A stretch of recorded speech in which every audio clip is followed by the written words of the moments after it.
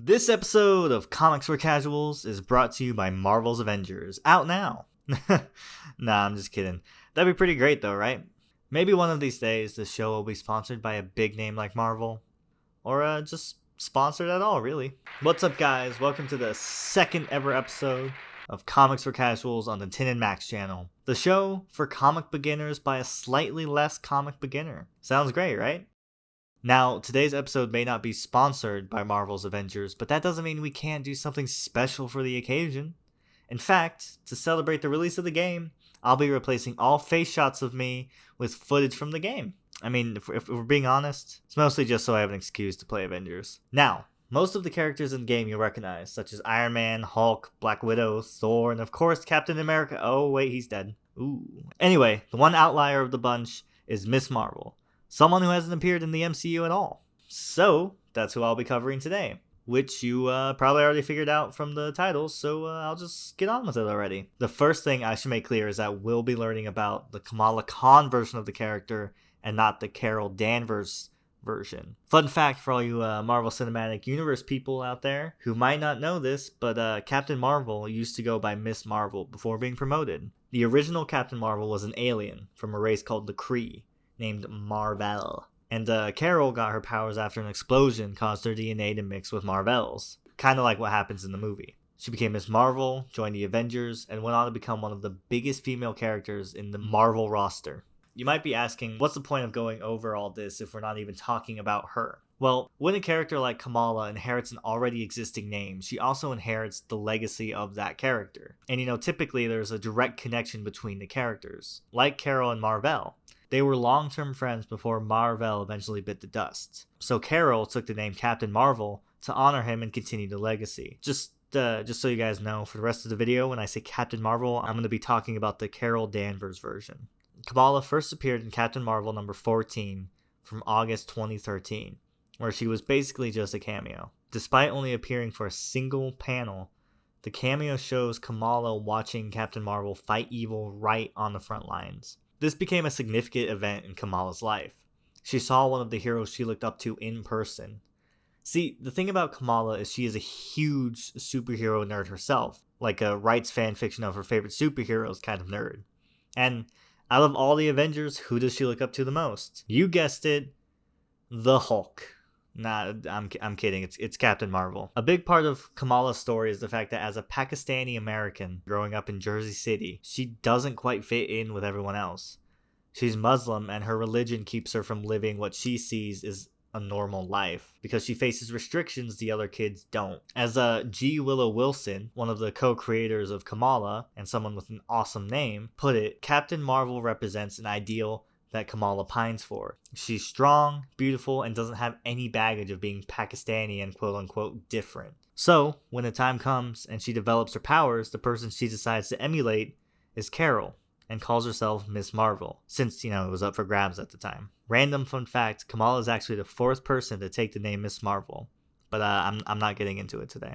Alright, now let's get into the fun part. What are Kamala's powers and how exactly did she get them? The first part of that is pretty simple. She's a polymorph, meaning she has the ability to grow and shrink her body at will. She can make herself grow super big, or embiggen, as she calls it, and she can do things like make her fist really big and punch people with it, which is one of my personal favorite things to do in the Avengers game. She can shrink just like she can embiggen, and she can also shapeshift. In fact, when she first gets her powers and doesn't know how they work, she accidentally shapeshifts to look just like Captain Marvel back when she was Miss Marvel. At that point, she couldn't do it intentionally, but later she learns to control it better. She also has a healing factor, kind of like Wolverine. Her powers are pretty unique and make for some interesting action in the books and the game.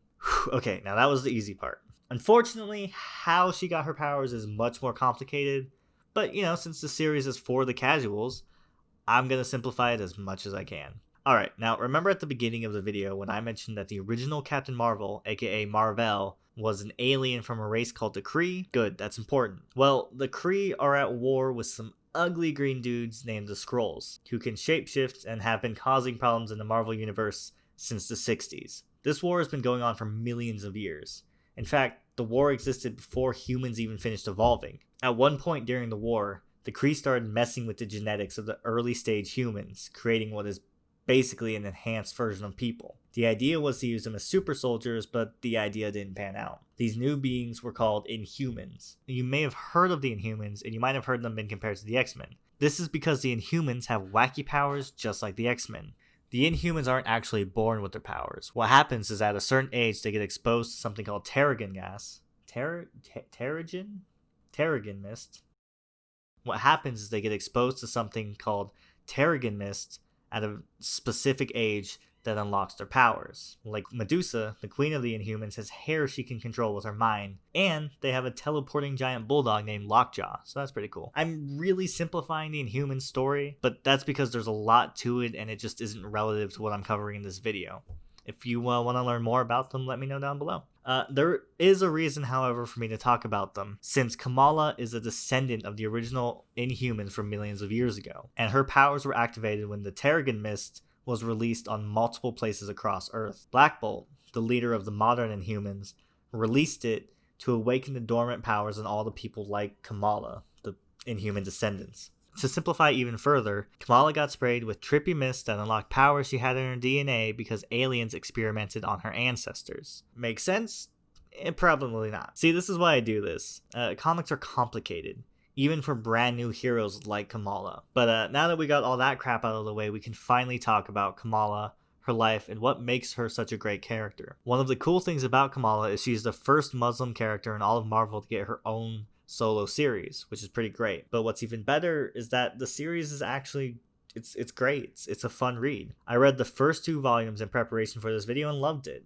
Kamala has such a joy and lovableness about her that makes her fun to read. She's geeky and relatable, and the series has genuinely made me laugh several times, and I fully plan to finish off the rest of the books in it. Her story is also one a lot of people can understand and probably relate to. The first volume of her series is all about her finding herself and figuring out who she wants to be and how her religion and culture play a role in it. The thing that separates her origin from the rest is there's a new element at play. That is her culture and how she fits in American society when she's part of a minority. It's fascinating, and they come from a real world place. These are all struggles that Sana Amanat, hope I pronounced that right, probably didn't, another one of the co-creators of Kamala, went through herself being from a Pakistani family. Kamala's supporting characters are all pretty great too. You have her guy in the chair, Bruno, who helps her tremendously through her journey. You have her family, featuring an overprotective mother, a father with big ambitions for her, and a very devout brother. The characters through the whole series feel real and dynamic. Even the first villain she takes on is insane in all the best ways. It's literally a clone of Thomas Edison that looks like a bird and wants to use teenagers as batteries, called the Inventor. I mean, you can't make this stuff up. Well, actually you can, because they did. But still, if you watched Spider-Man Into the Spider-Verse and loved Miles Morales, then you'll love Kamala too. They're both lovable geeks just trying to fit in and figure out who they are. They even become friends in the comics. If you want to start reading Miss Marvel, then the best place to start would be with Miss Marvel Volume 1, No Normal, and Miss Volume Marvel 2, and Miss Marvel Volume 2, Generation Y. Both are written by G. Willow Wilson, and they feature a couple different artists, but the art is all really good. Now, after watching this video, you'll be well prepared to understand the context around these 2 books, and they are both available for free with the Comixology Unlimited membership, which is only like $6-ish and well worth it if you want to read some great comics, especially Marvel books. Again, not sponsored, just have to say it, just trying to help. Kamala will also be making her way into the MCU, with the series coming to Disney Plus at some point, and from there she'll probably make her way into the movies entirely. So thanks again for tuning into Comics for Casuals. Let me know if you like this kind of video, where the intent is to just kind of cover the basics for specific characters, which hopefully I accomplished today. I have some more characters in mind for this, but if you have anyone you want to learn about, then let me know down in the comments below. Also, don't forget to like and subscribe for more of these videos, along with our gameplay videos and Almost Perfect. Did I cover it all? I think so. Anyways, I'll see you guys in the next one. Bye.